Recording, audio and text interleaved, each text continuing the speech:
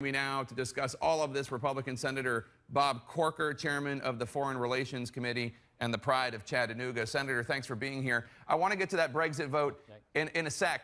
But first, I do have to ask you about something going on within the Republican Party. Scowcroft and Paulson saying that they're going to vote for Hillary. George Will saying he's leaving the Republican Party over Donald Trump. This must really disturb you. Well, look, those are all people that I highly respect and have worked with some of them very, very closely. I will point out that in the Brexit vote that you are going to talk to in just a moment, almost the entire establishment in the UK was in the Remain camp. So, look, there's something happening in our society. It's happening in Western societies where there's tremendous anxiety over economic stagnation.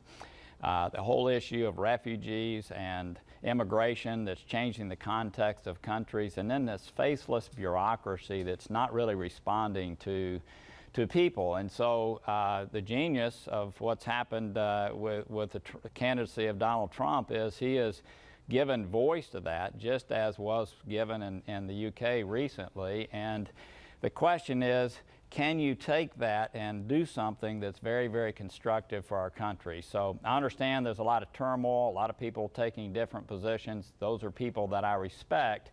But the question is, can we take this moment and shape it into something that is great for the American people? Let's talk about Brexit. The UK obviously voting to leave the European Union. You said, quote, a free people should choose their own way.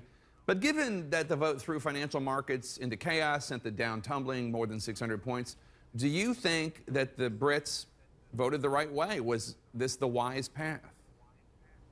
You know, Jake, I meticulously stayed out of it. I was very offended when the foreign ministers of UK, France, Germany, and of the EU were in the United States trying to shape senators' opinions of the Iran deal. So I stayed out of this. Obviously, the context of the European Union is going to change without the UK being a part of it. They added some polarity and made it something that was more U.S.-centric, if you will.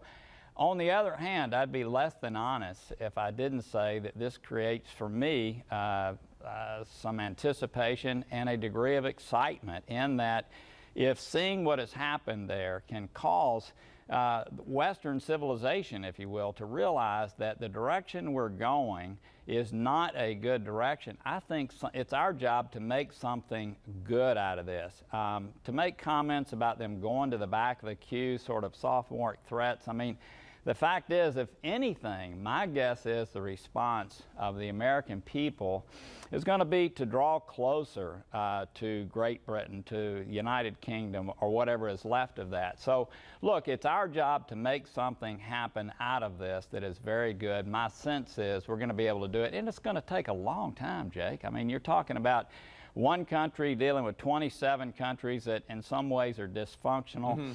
This is going to take place over many, many years, and my sense is something very, very good can come out of this.